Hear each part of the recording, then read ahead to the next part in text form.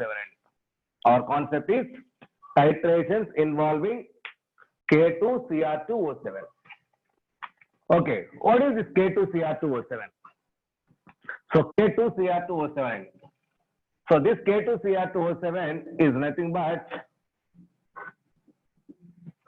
potassium dichromate. This is potassium dichromate. So in aqueous solution, it is ionized as 2K plus ions and Cr2 and Cr2O7 2 minus ion.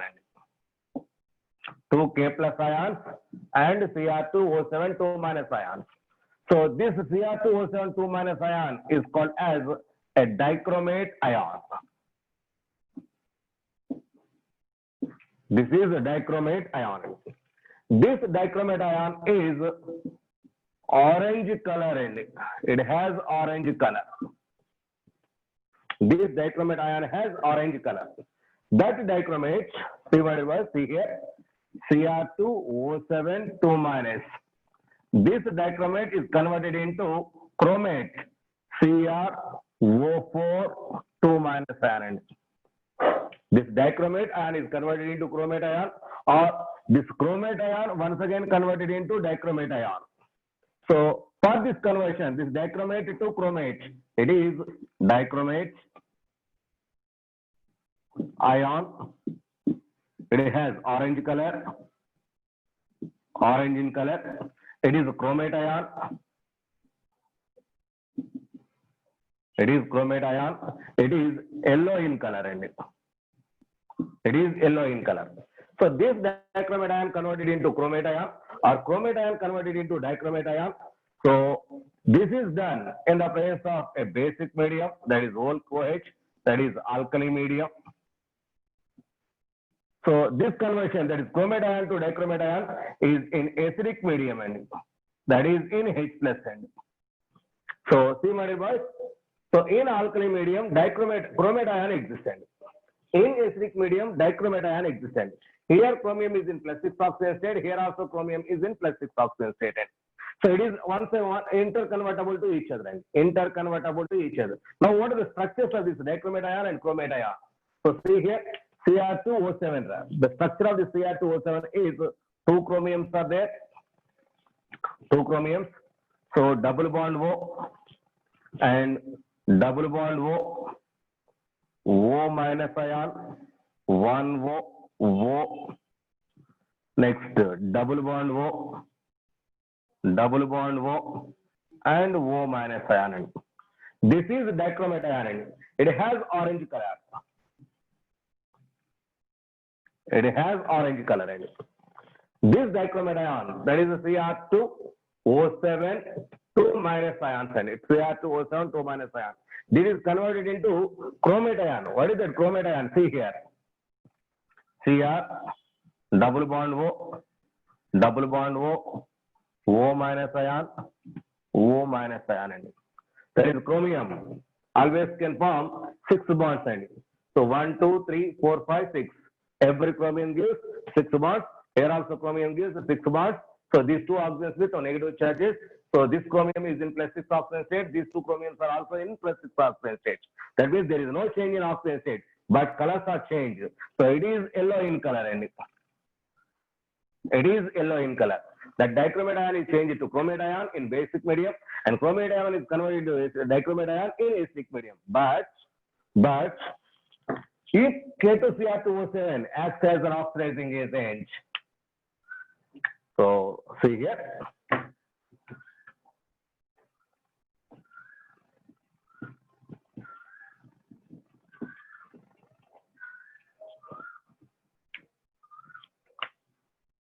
As an oxidizing agent or oxidant, Cr2O7 2 minus ion, that is the dichromate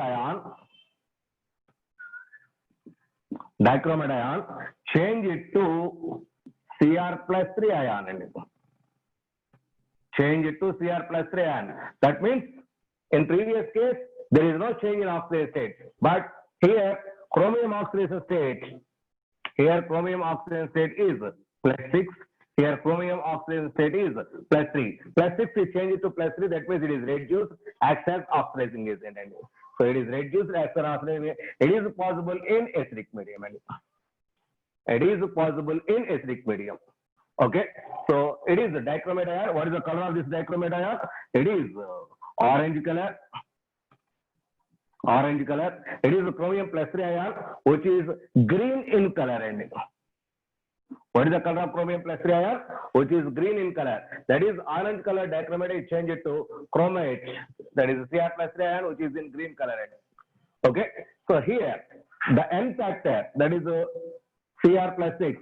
2 Cr +6 change it to, for balancing, 2 Cr +3 and here +6 +12 is the total oxidation state. Here +6 is the total oxidation state. In this case, N factor, that is change in oxidation number, is equal to N factor is equal to +6 minus of +12 and therefore -6. Therefore N factor is equal to 6 and N factor is equal to 6.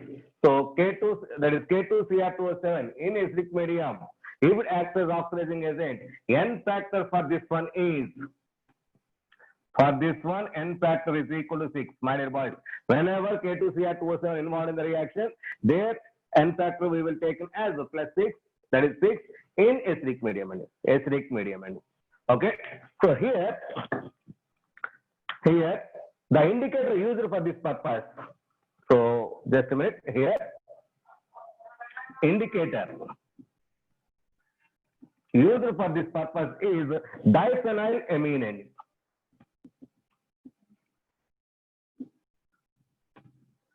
Diphenylamine. Please be in mind, it is totally memory based concept.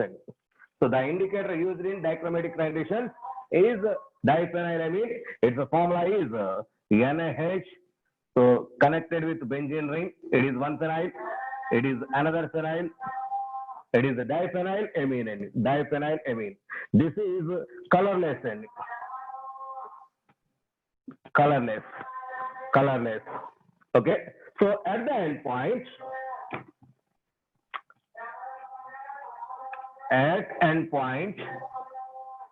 the color change is that is colorless to blue color.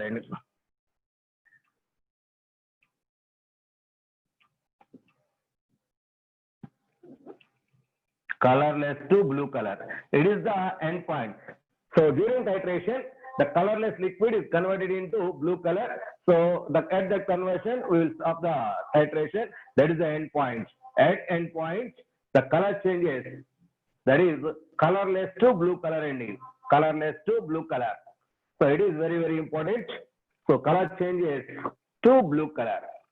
So in dichromatic titrations, the oxidizing agent is Cr2O7 minus. That is potassium dichromate.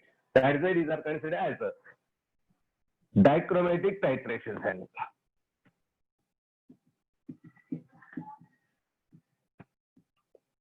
Dichromatic titrations.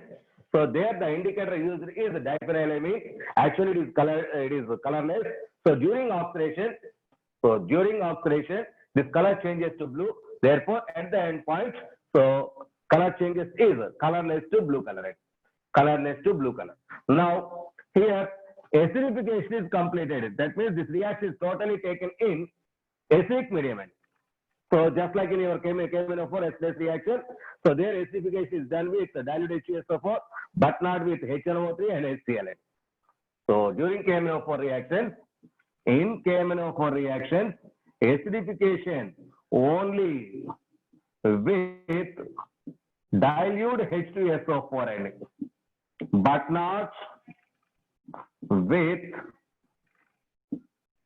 not with dilute HCl or dilute HNO3.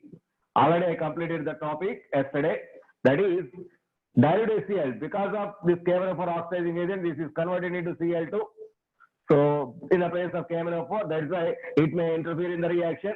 Next, dilute HNO3. It is also acts as strong oxidizing agent. This is oxidizing agent. This one oxidizing agent. There is a controversy condition. This may also involve in the reaction. That is why this HNO3 and HCl are not used for acidification. Only dilute HCSO4 is used for acidification in case of KMnO4 reactions.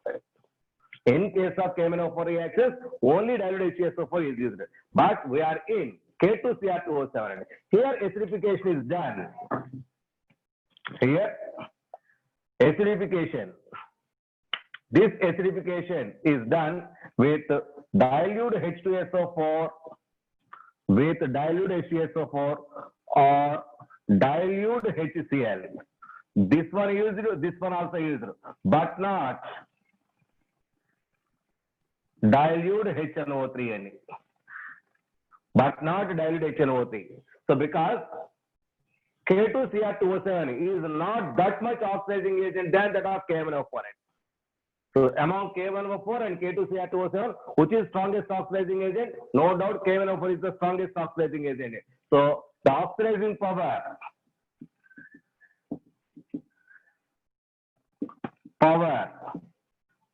for different chemicals, that is KMnO4 and K2Cr2O7, which is more? That is KMnO4 is more strong oxidizing agent than K2Cr2O7. That means among KMnO4 and K2Cr2O7, the strong oxidizing agent is KMnO4. So that is why KMnO4 oxidizes Cl to Cl-2, but not K2Cr2O7. That is why dilute HCl may also use it here. But HNO3 itself oxidizing agent may involved in the reaction. That is why dilute HNO3 is not involved in the, not used in the acidification of this dichromatic conditions. So here acidification may be done with either dilute HCSO4 or dilute HCl, both are used. But not in case of KMnO4. In KMnO4, dilute HCSO4 is used, but not HCl and HNO3. Please be mind, these are very, very important points. These are very, very important points. Okay. So these are the conditions. So in dichromatic conditions, so in dichrometry, potassium dichromate is changed to Cr plus 3. In this case, N factor is 6. So wherever dichromate is used, N factor we will take in as 6 condition. So in this titration, the indicator used is diphenylamine. So that is, it is colorless during oxidation. This colorless chemical is changed to blue color. So the color change at the end point, the color change is colorless to blue.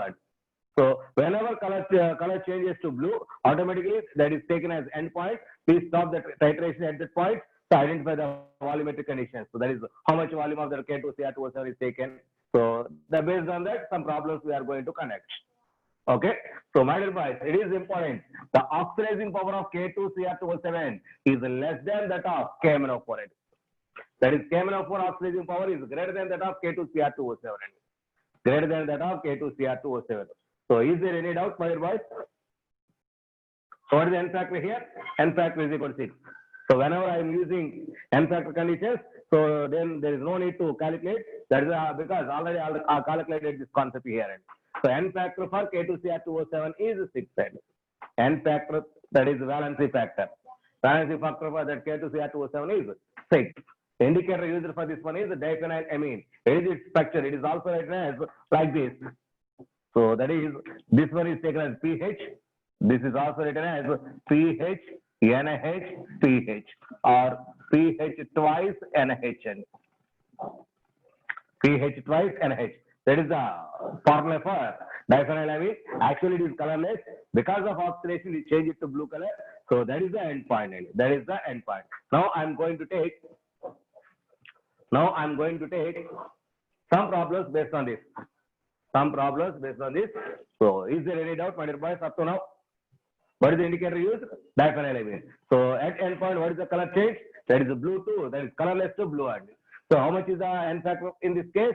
N factor is 6. N factor is 6. Now, problem on this topic.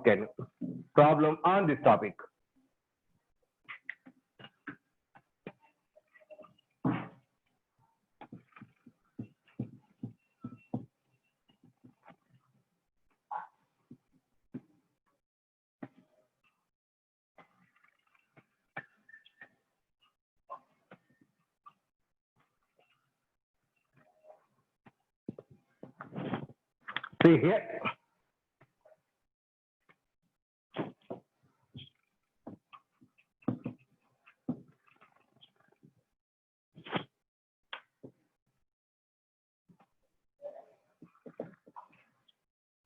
20 ml, comma 0.1 m KMnO4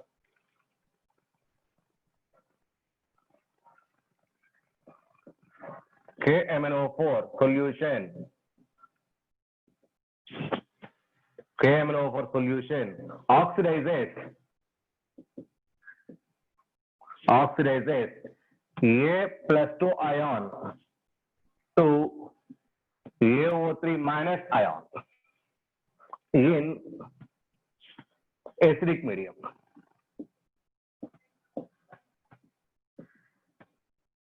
In acidic medium. First, find the volume of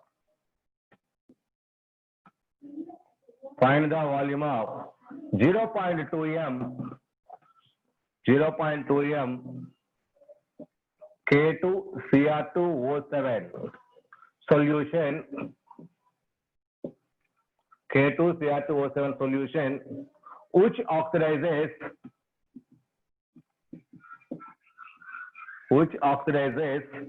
same amount of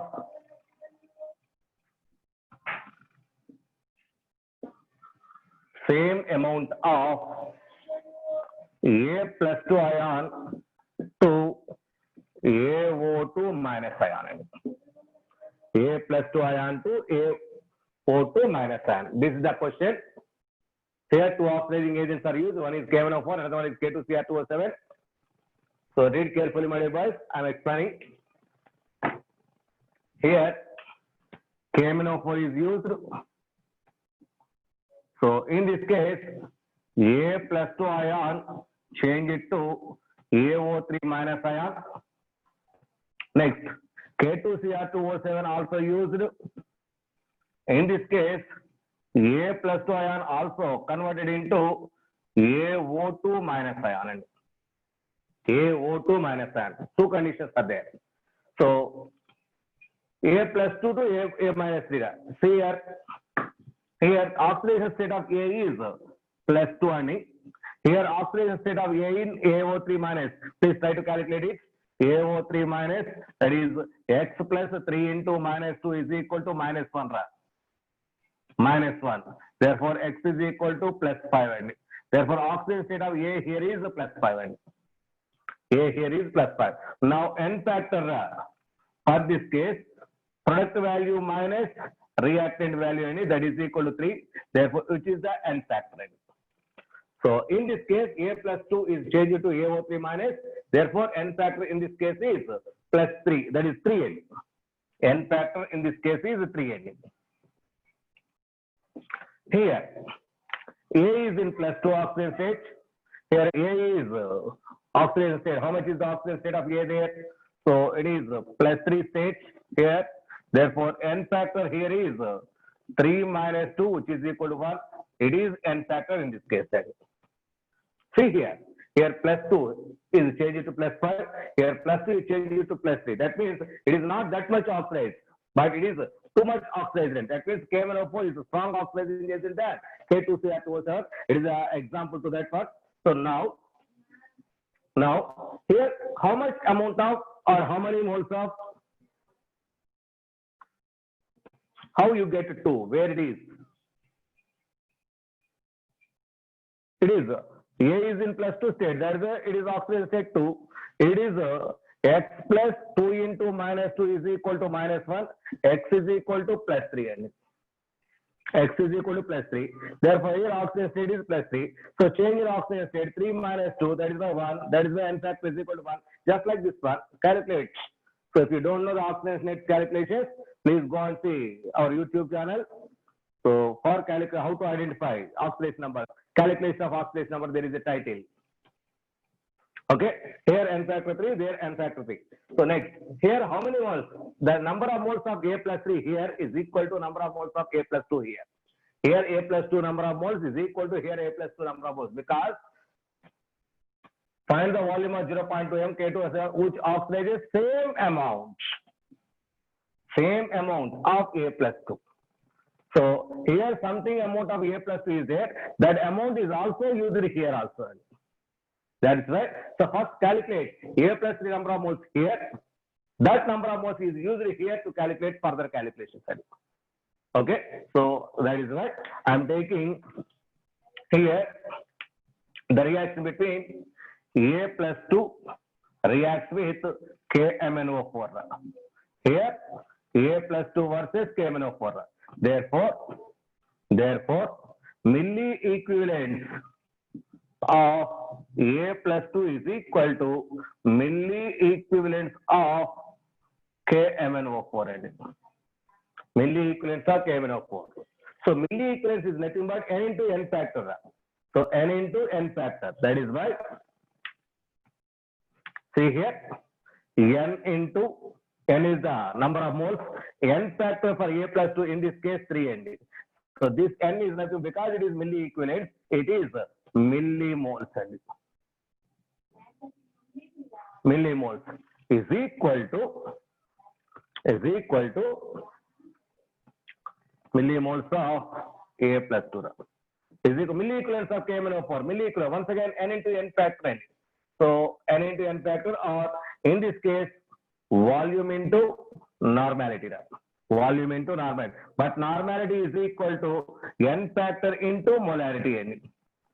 But normality is equal to n factor into molarity. That is why I'm using volume. How much is the volume? 20 into a normality. Normality means n factor into molarity. N factor for KMnO4. KMnO4 n factor is, so we know 5 in acidic medium. In acidic medium, KMnO4 n factor is 5 So into molarity, how much is the molarity? 0.1 0.1. Therefore, so millimoles of A plus 2 is equal to, that is n is equal to 20 into 5 into 0.1 by 3 20 into 5 into 0.1 by 3. So that is equal to 10 by 3 This is the millimoles of A plus 2 involved in reaction. The same amount is used here also. That means here A plus 2 millimoles is 10 by 3. So this is used here. This is used here. The same amount is used here. So there our calculation is like this. Once again, milli equivalents of A plus 2 is equal to milli equivalents of, here the reaction between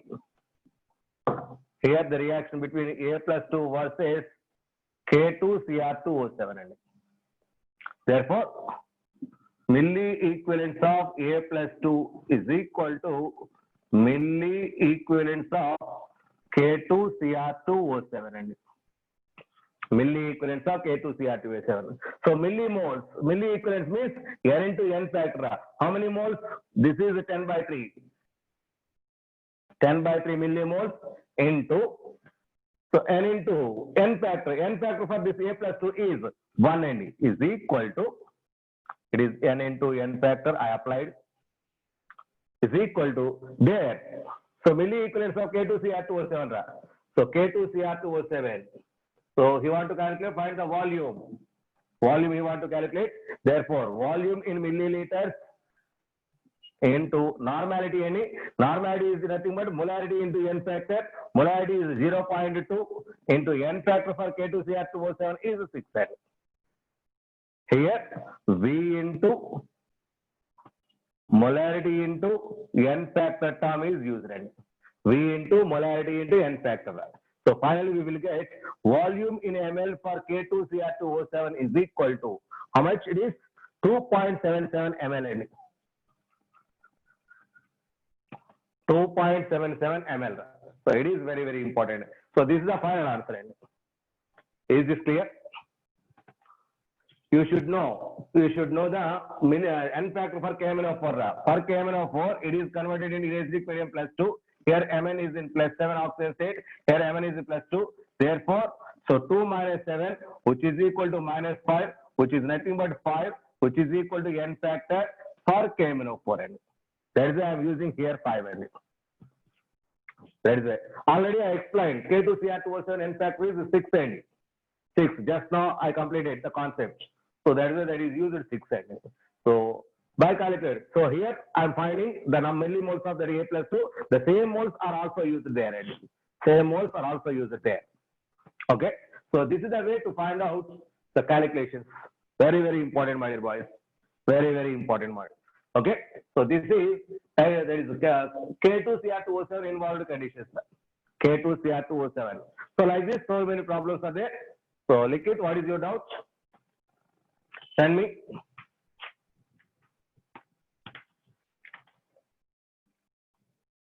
Waiting for you.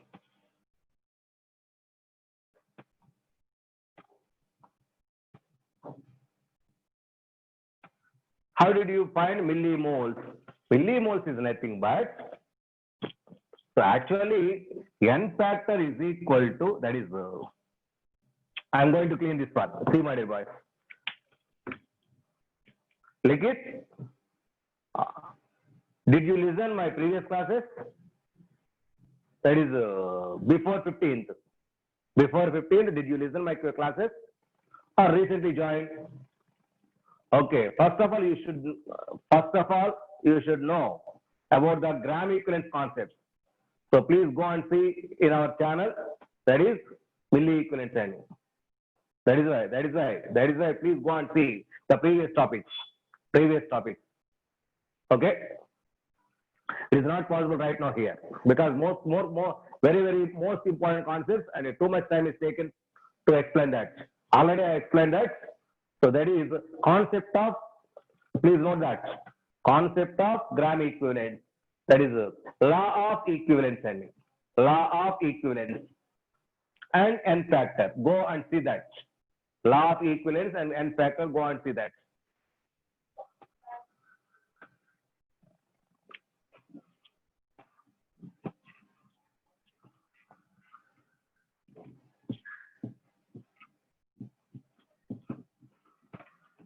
No, don't worry. The total concepts, once again, I am repeating, after 28th, that is the next month 28th, our syllabus will start there. So these are the basics.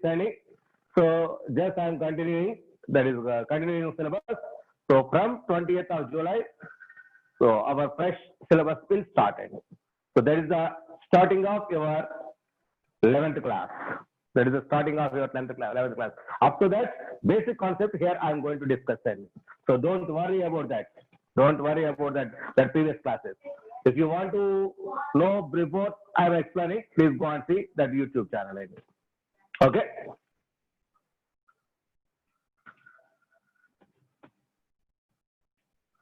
Don't worry about that previous classes. Once again, I am repeating. Next one. Titrations involving iodine.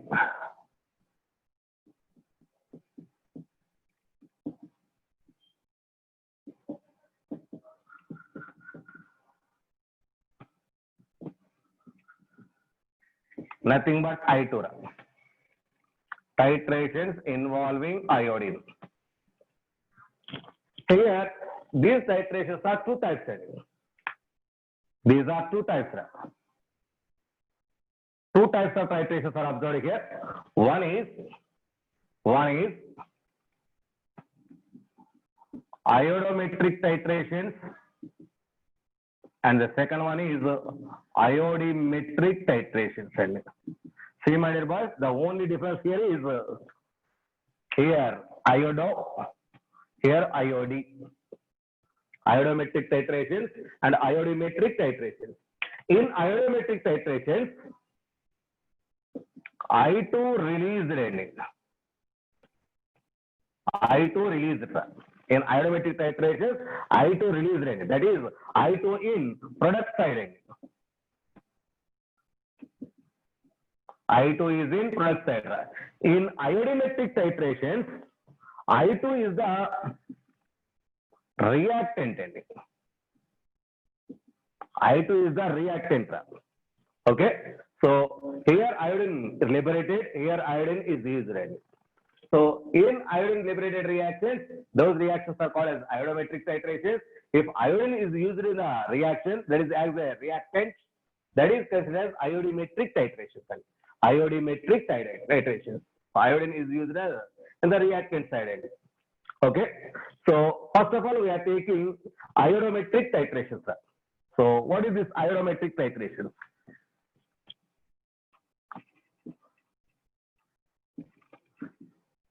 Iodometric, C by it is O. Iodometric titration, sir. In iodometric titrations, so first point, standard solution is hypo. Hypo solution is the standard solution. Hypo means Na2S2O3 5H2O. Na2S2O3 5H2O, which is also called as sodium thiosulfate.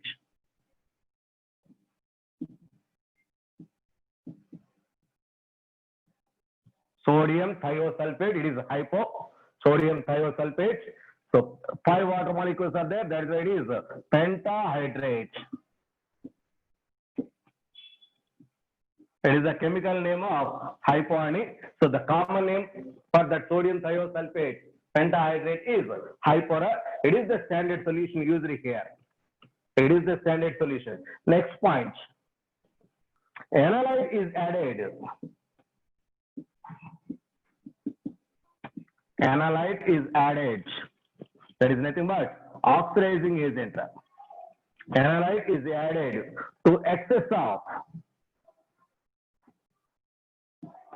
KIN, to excess of Ki solution. And I2 released, because here iodine is released in this reaction. So I2 released is titrated.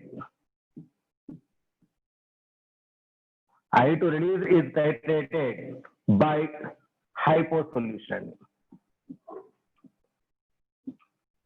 See, my dear boys, so there is a reaction with oxidizing agent and something else. So there iodine is involved in the reaction, that is iodine is released. The released iodine is titrated against hypo solution. Okay, next point. So iodine solid form, and it is S, is dark violet in color. Dark violet in color, insoluble in water. Because most of the reactions takes place in water, but the iodine solid form is the dark violet in color, so that is insoluble in water. So excess of Ki. So excess of Ki is used. Why, sir? Why Ki is used? Because this iodine reacts with Ki, that is dissolved in Ki, dissolved in Ki gives Ki3 component. That gives Ki3 component. This Ki3 component is ionic. This splits into K plus ion and I3 minus ion. K plus ion and I3 minus ion. This I3 minus ion is called as triiodide ion. Triiodide ion. That I3 minus ion is called as triiodide ion, which is nothing but I2 plus I minus.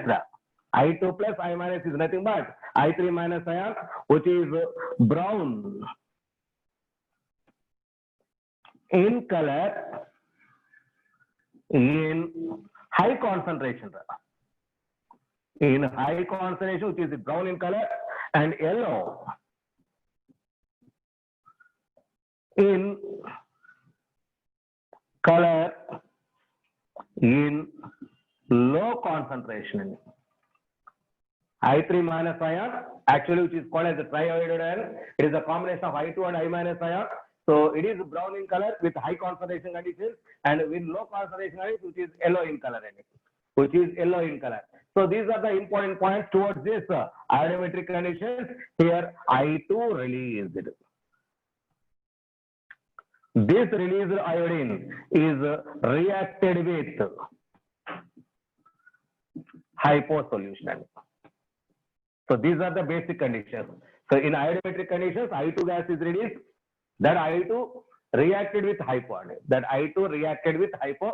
So here the reactions are conducting. So I2 released cases are considered as iodometric conditions. Iodometric conditions. So see one example here.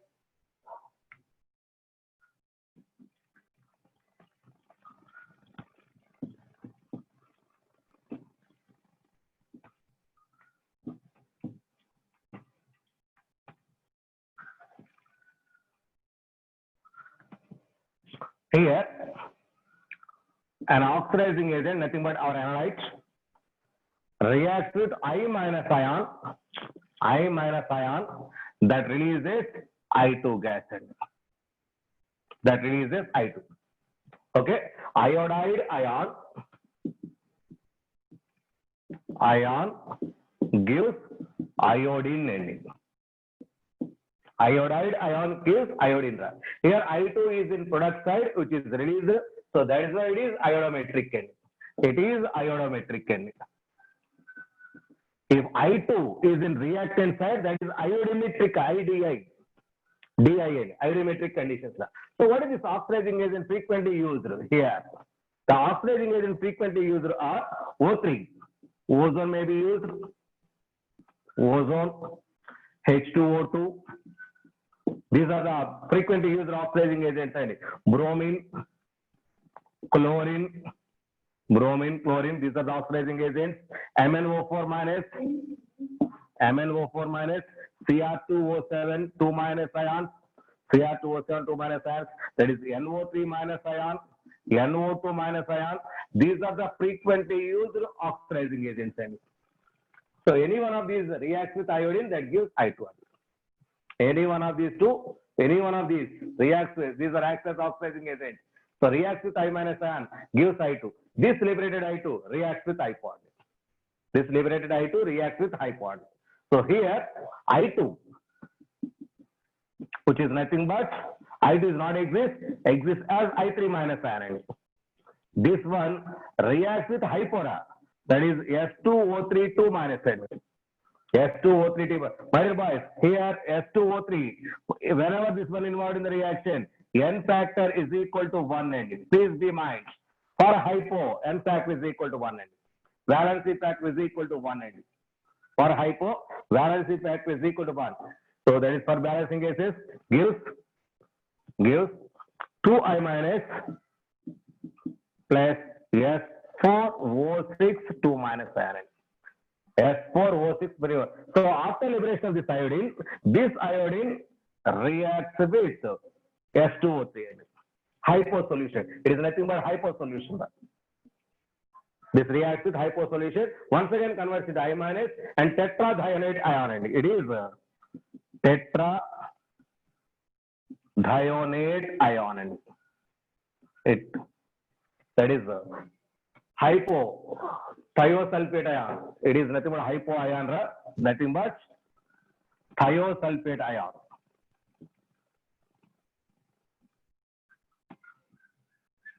This thiosulfate ion converted into tetrathionate. I minus to I2 is changed to I minus N. Here iodine oxidation state 0. Here iodine oxidation state -1. 0 to -1. Oxidation number decrease.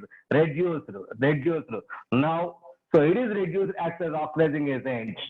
It is reduced acts as oxidizing agent. So it is reducing agent. Hypo here acts as reducing agent. It is reduced with the help of this one. That's why it is acts as reducing agent. Okay. So this is the reaction. See, my dear boys. So in iodometric titrations, first of all, I minus involved in the reaction with any other oxidizing agent, so gives I2 gas. That liberated I2 once again titrated with standard hypo solution. So like this. Okay. So no doubt. So this is the titration.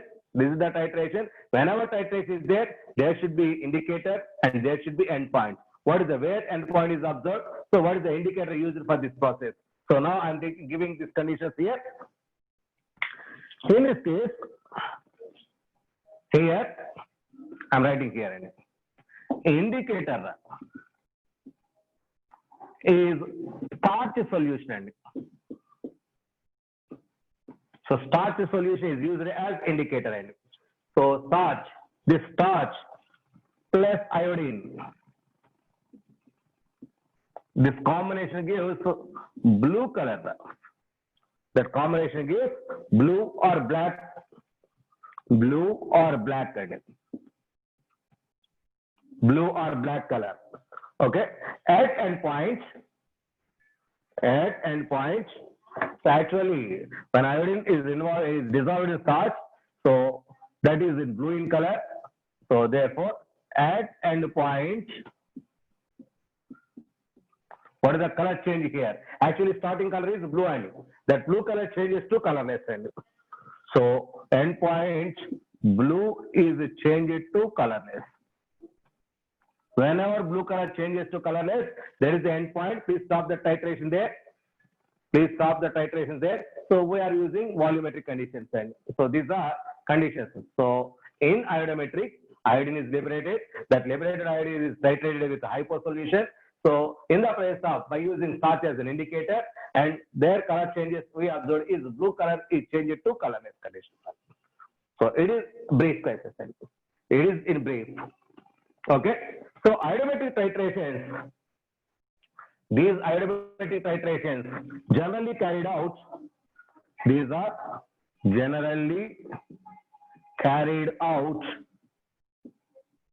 in acidic medium, that is a slight acidic medium or neutral medium, but not in basic medium. So iodometric nitrations are not conducted in basic medium.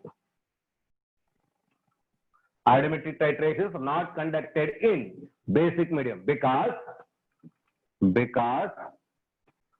I2, that iodine involved in this iodine, because iodine involved in disproportionation reactions.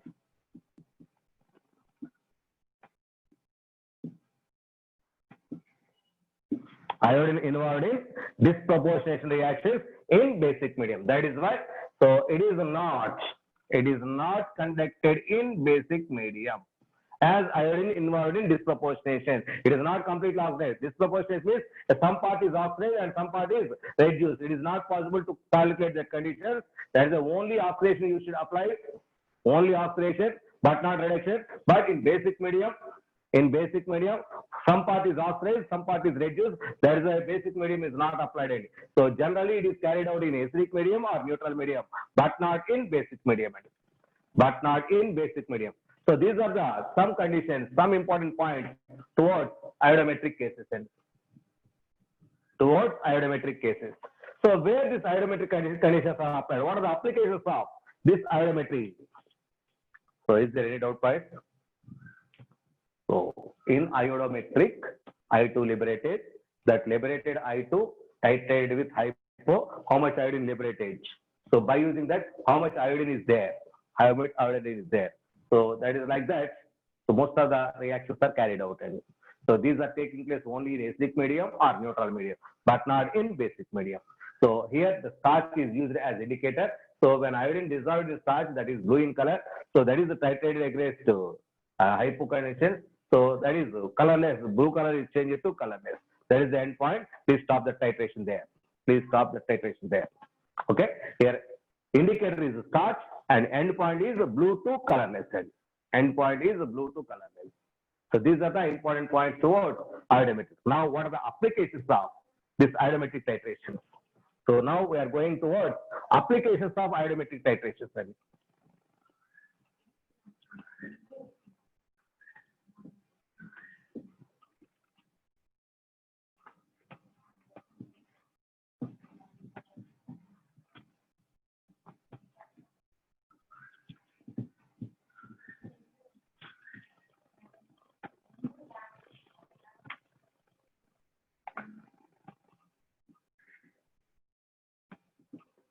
applications of ionometric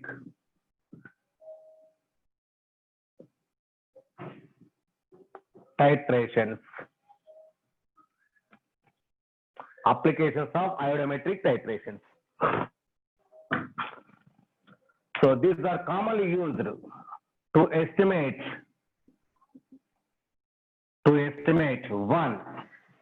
See here, Cu plus 2 ion. Used to estimate Cu plus 2 ion. How, sir?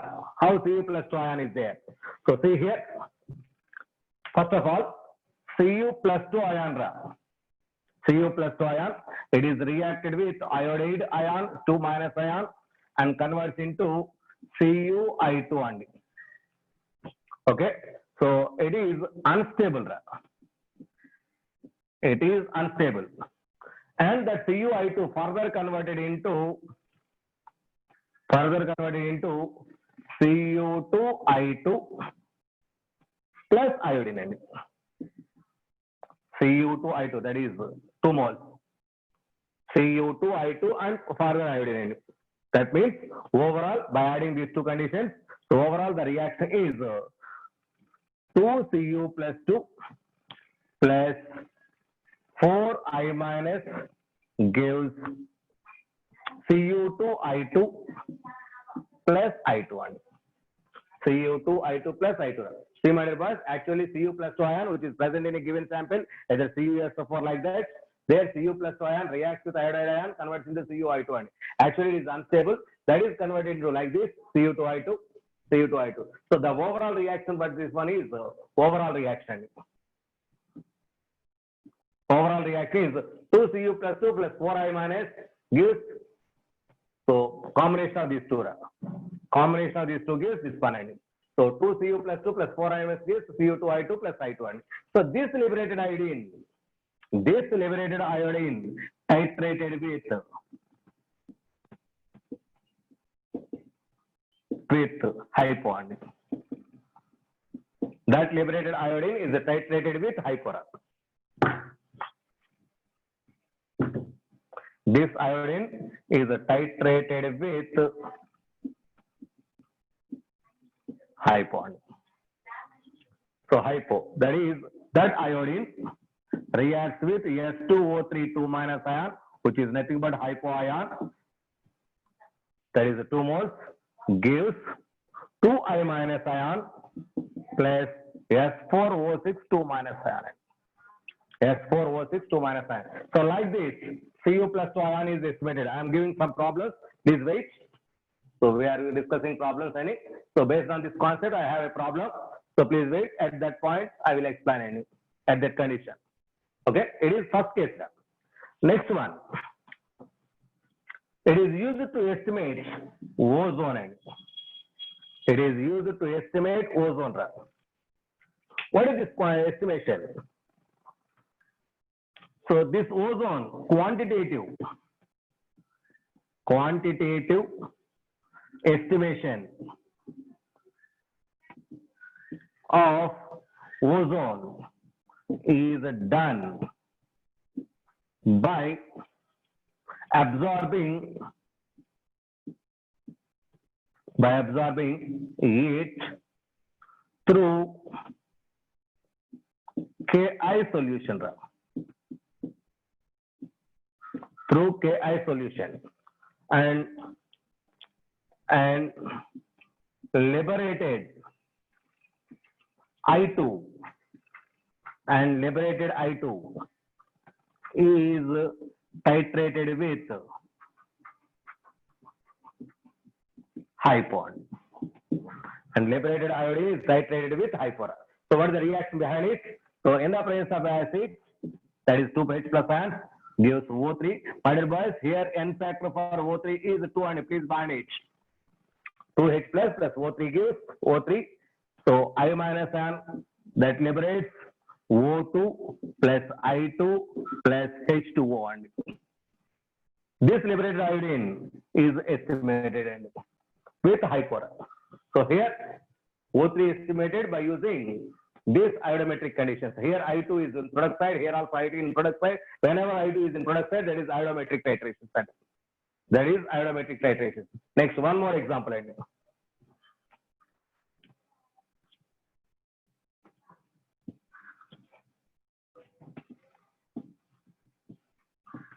So this is used to estimate carbon monoxide. It is used to estimate carbon monoxide. So that is C. It is used to estimate carbon monoxide. So here also quantitative estimation of carbon monoxide.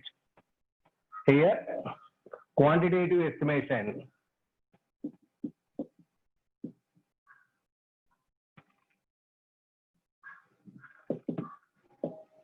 Estimation of carbon monoxide is done by absorbing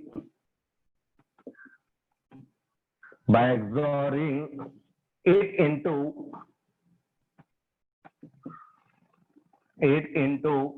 that is I2O5 and 8 into I2O. Here absorbing in Ki solution, here it is absorbing I2O5 solution. Followed by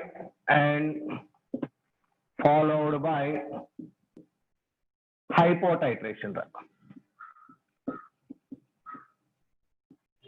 Followed by hypotitration. What are the reactions?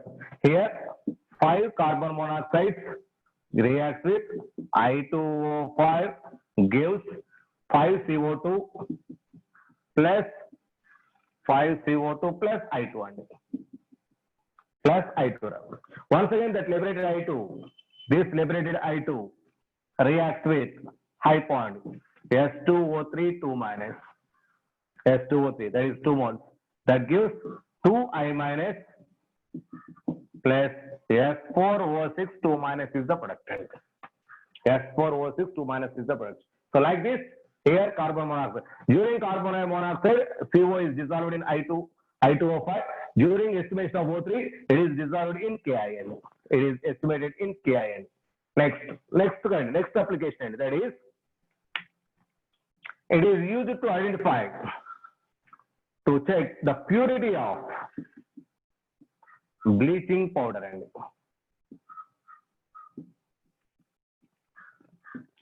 So another application for this iodometric titration is the purity is checked with bleaching powder.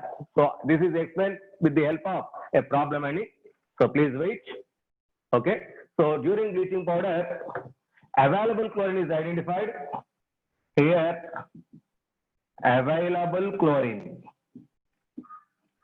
That is, when it's treated with something, iodine is liberated, that is chlorine is, so that chlorine, that liberated chlorine is considered as available chlorine. So available chlorine, that available chlorine is estimated with iodine. Okay, that is by using, so I'm explaining this one, please wait.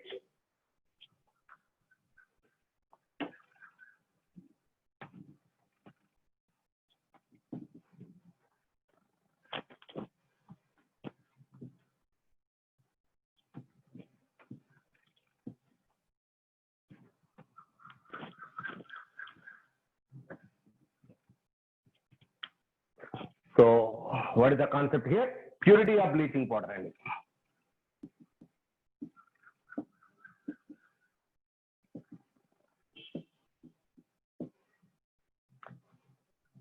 So bleaching powder, its formula is CaOCl2. The formula for bleaching powder is CaOCl2. That means its structure is calcium connected with OCl minus ion and Cl minus ion. It is CaOCl2. That is why it is also written as calcium, OCl and Cl. It is also nothing but CaOCl2. It is also nothing but CaOCl2. Okay. So this bleaching powder, when reacts with acid, liberates chlorine gas. When reacts with acid, liberates chlorine gas. This liberated chlorine is called as available chlorine.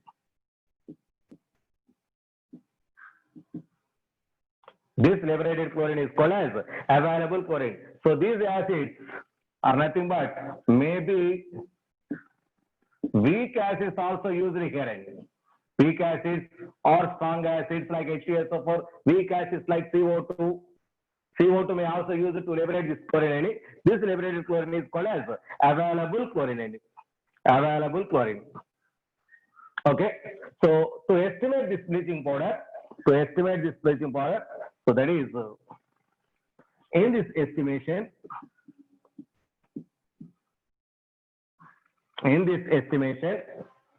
acidified bleaching powder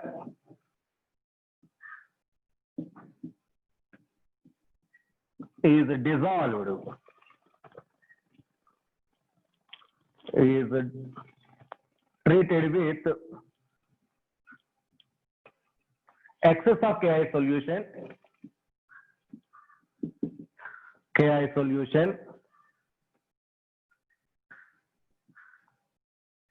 excess of KI solution. So I2 liberated, as usual in previous cases, I2 liberated. It is titrated with once again hypo. It is titrated with once again hypo. Okay. So see my dear boys, bleaching powder is nothing but this one. So maybe it is represented like this one or this one. CaOCl2 or like this one. Okay. It is nothing but bleaching powder. So here chlorine oxygen state. Here chlorine is in -1 oxygen state. Here chlorine is in +1 oxygen state, my dear boys. In bleaching powder, chlorine oxygen state is -1 and +1 and -1 and +1. Now, what are the reactions behind it? So something chlorine is liberated. That liberated chlorine reacts with iodine. So and liberates iodine. See here. What are the reactions here? What are the reactions here involved here? How iodometry is useful to estimate this. See here. The reactions, that is CaOCl2 or CaOCl, and both these are nothing but bleaching powder. Bleaching powder. This one reacts with acetic acid because weak acids may also use Ranavad. Already I explained, in the presence of weak acids also the chlorine is liberated. So that gives, because it is a weak acid, in the presence of weak acids or strong acids that liberates chlorine. So see here, this gives CH3CO twice Ca and chlorine gas is liberated plus water. So this is the chlorine which is nothing but available chlorine. That is nothing but available chlorine. That liberated chlorine reacts with iodide for Ki, iodide ion from Ki solution.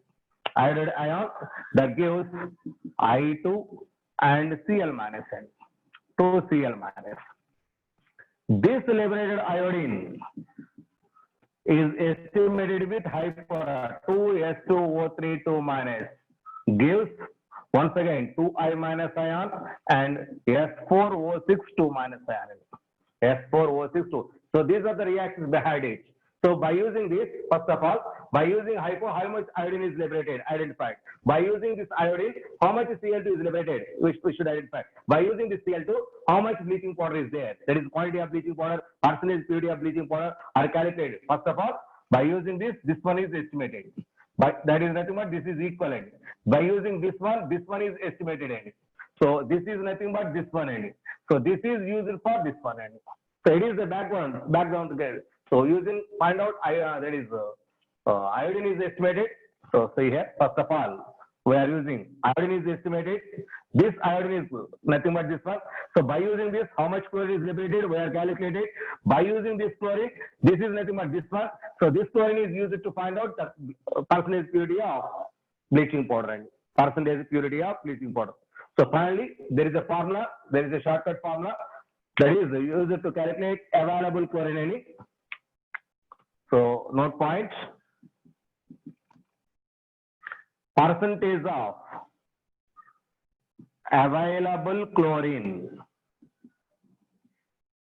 So something chlorine is available and percentage of available chlorine is equal to 3.55 into V into X by W. What is this V? V is nothing but volume of, that is Na2S2O3 in ml and hyposolution. V is nothing but X is equal to molarity of Na2S2O3 solution. X is nothing but molarity of W. It is nothing but weight of bleaching powder and weight of bleaching powder. So by using this formula, you should calculate percentage of available chloride. So no need of here. So generally we use to estimate the purity of bleaching powder. And so this is all about your iodometric titration. Iodometric titration. Now we are taking iodimetric titration. Iodimetric titration. So please, all these are memory-based concepts. All these are here. The solution, the titre, that is indicator is a star solution. The color changes is that is blue color to colorless. Blue color to colorless. That is the end point. So all these are applicable in all these cases. All these cases. It is now our topic is iodimetric.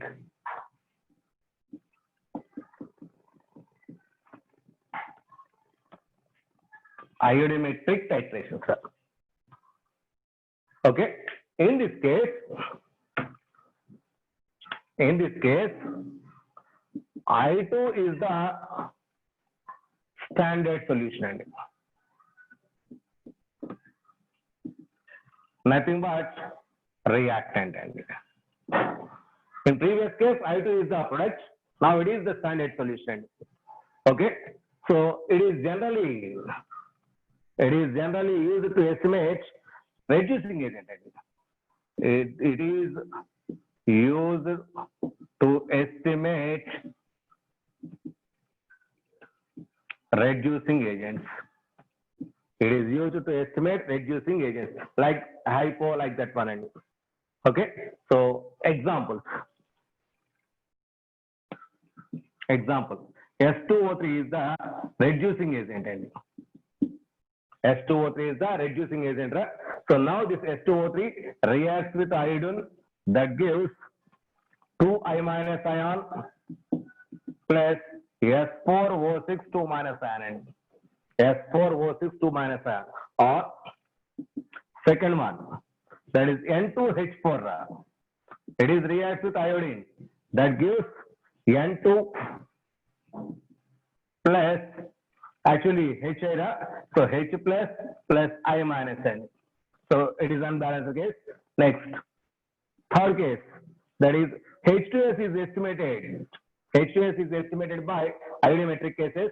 Here iodine involved in the reaction, that gives sulfur plus H plus I minus. Here, next, another one. Sulfite ion, SO3 2 minus ion. It is converted into I2, gives SO4 2 minus ion plus I minus ion. So that means thiosulfate ion, hydrazine, it is nothing but hydrazine.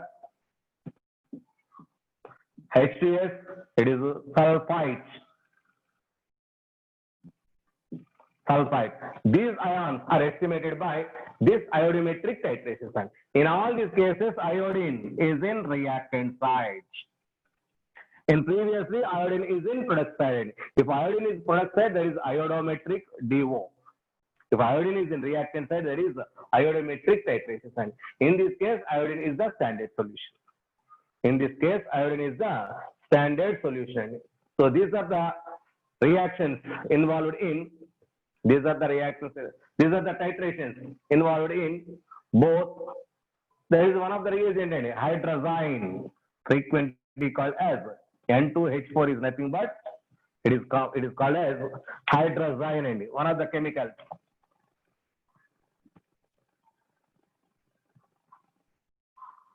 Hydrazine, the name of that chemical.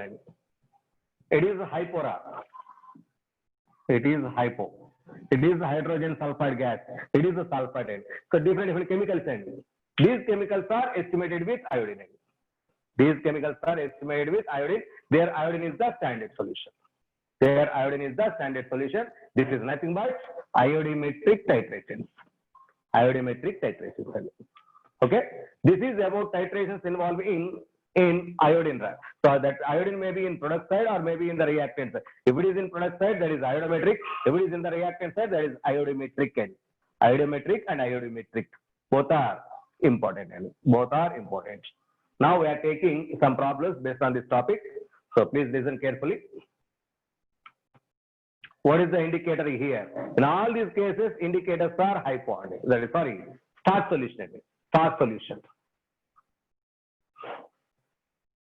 Okay, so these are titrations. Now problems based on this topic.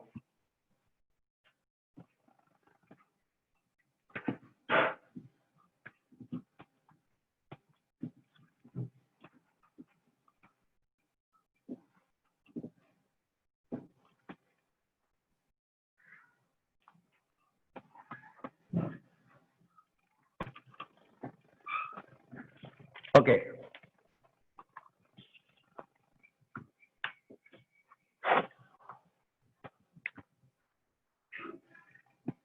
$25 grams CuSO4 sample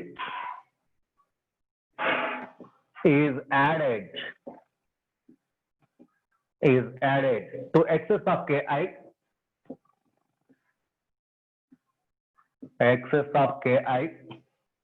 solution, excess of Ki solution. Full stop. Iodine released. Iodine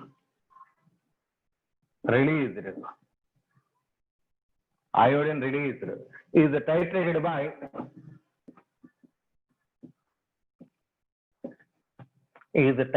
by hypo, that is Na2S2O3 solution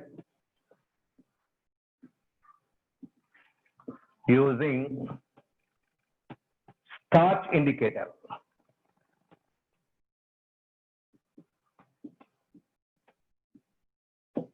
Using starch indicator. And at the end point,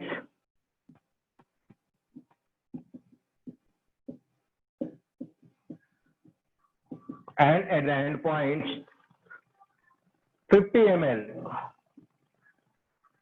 of 0.4 m S2O3 2 minus solution was used.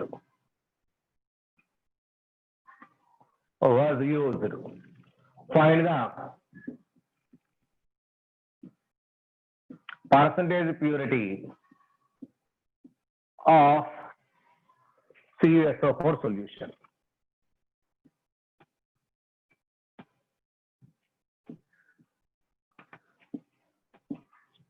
Find the percentage purity of CuSO4 solution.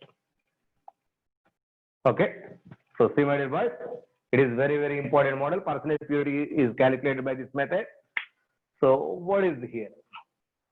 See here. In CuSO4, there is a Cu plus 2 ion. That Cu plus 2 ion concentration, that the weight of the Cu plus 2 ion, I am going to calculate it. So this Cu plus 2 ion reacts with Ki and liberates iodine. See here, that Cu plus 2 ion reacts with Ki means I minus ion, liberates iodine. This iodine is titrated with hypo. That means this is titrated with S2O3. That is plus S2O3 2 minus plus S2O3 2 minus. This is tritetra. So that means gram equivalents or milli equivalents of this one. Milli equivalents of Cu plus 2 is equal to milli equivalents of I minus, which is equal to milli equivalents of I2, which is equal to this one. Milli equivalents of S2O3 2 minus. Milli equivalents of S2O3 2 minus. Okay, that means finally milli equivalents of copper is equal to milli equivalents of S2O3. So equalize these two. So we are using equalizing conditions. This one is equalized with this one. That means milli equivalents of Cu plus 2 is equal to milli equivalents of S2O3 2 minus M. Therefore,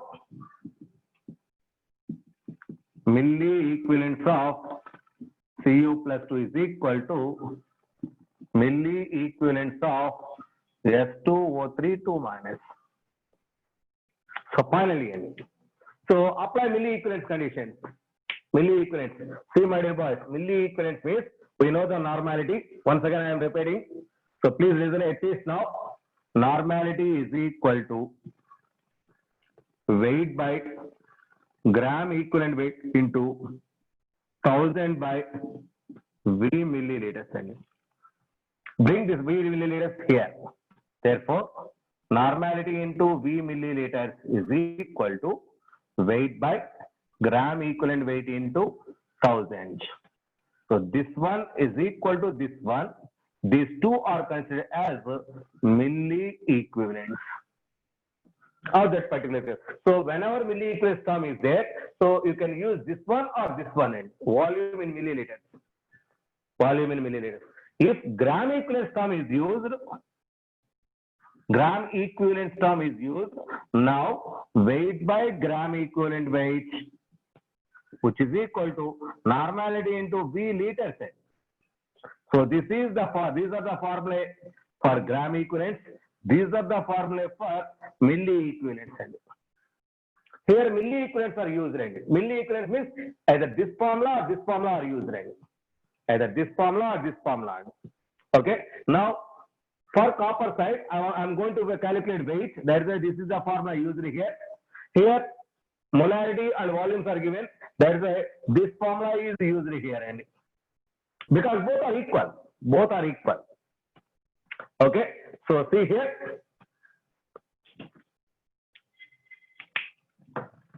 See here. For copper, this is the formula used.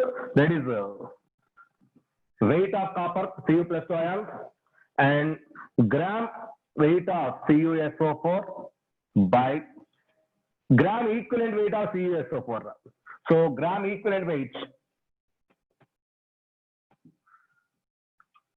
CuSO4 into 1000 is equal to, for this is the formula used.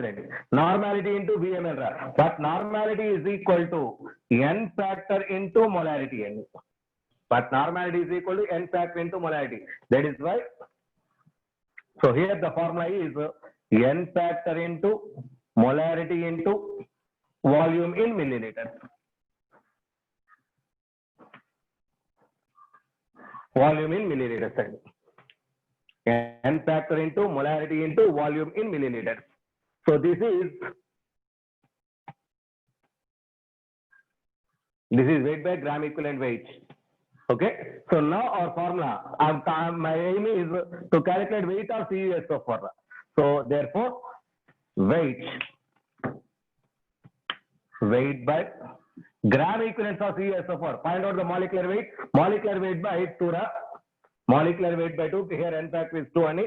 Therefore, it is equivalent weight is 159.4. 159.4 into 1000 is equal to N factor for a dipole. For this, N factor is equal to 1. Already I told to you. Molarity is how much is given to you? 0.4. volume in ml is a 50 N. 50 N. Therefore, finally, we will get weight of CuSO4 is equal to how much?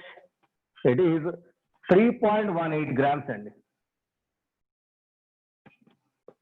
3.18 grams. Finally, we get that is weight of CuSO4. Weight of CuSO4. Now, percentage purity. Okay. So that is among this 25 grams, only 3.18 grams of CuSO4 is there.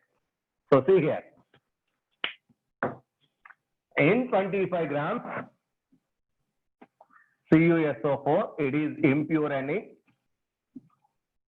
contains pure 3.18 grams CuSO4. Pure is there and pure is there. Okay. Now, how much is the purity in 100 grams is how much? 100 grams is how much? This is, let it be X. Therefore, X is equal to 3.18 into 100 by 25. And 3.18 into 100 by 25, which is equal to, finally, we will get 12.72%. 12.72%. That is the percentage purity of this CuSO4. Among this 25 grams, total 25 grams of CuSO4 is not there. Total 25% CuSO4 is not there. Only something is CuSO4, remaining is all impurity. And that impurity is, this is the only pure compound. That means among 25, 3.18 grams is only CuSO4. Remaining 25 minus that 3.18, that remaining entire part is impurity. So, okay. So that purity is taken, that means of the original weight by total weight into 100. Weight by total weight into 100, that is the percentage purity of this sample. That is the percentage purity of this sample. So this is the way to calculate percentage purity of the samples by using these titrations. Next one.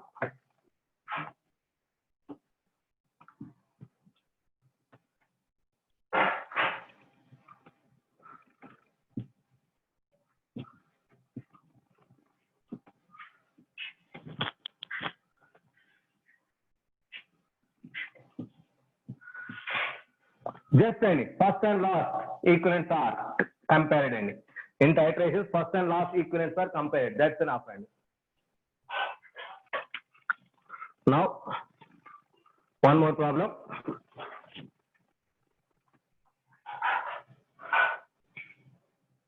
(20 ml of H2O2 solution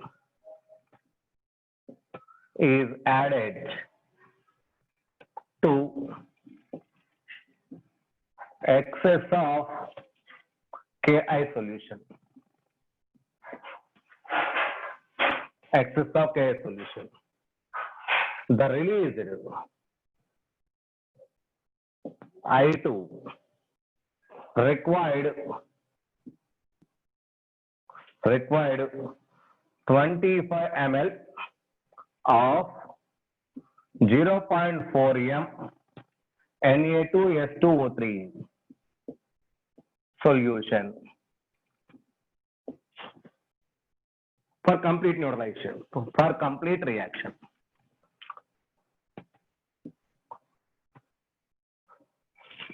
For complete reduction.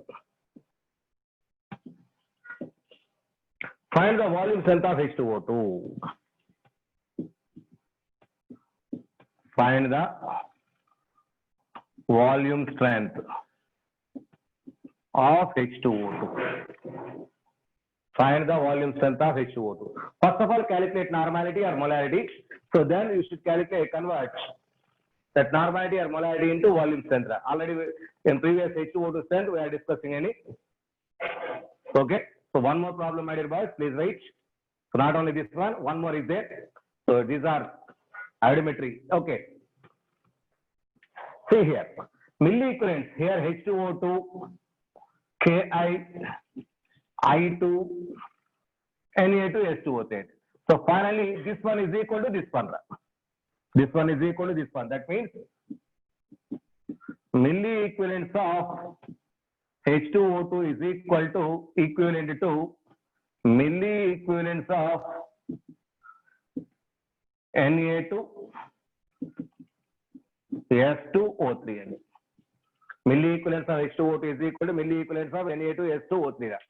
So now I am using milli equivalents of, that is normality into volume in milliliters is equal of H2O2 is equal to, here also the molarity and volume is there, normality into volume in milliliters, but normality is not given to you, molarity is there, normality, that is n factor into molarity term is used, right, of Na2S2O3 and Na2S2O3.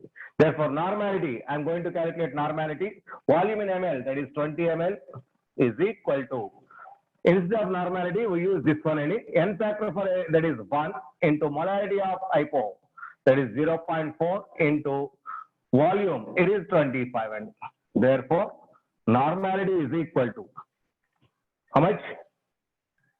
So 10, that is 0.5, and normality of H2O2 is 0.5. But we know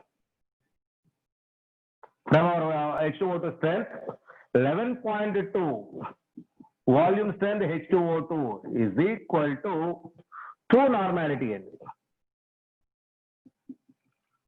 But here 0.5, 0 point normality of H2O2 is equal to how much volume strength? Let it be X. Therefore, X is equal to 11.2 into 0.5 by 2, which is equal to how much? 2.8 volume.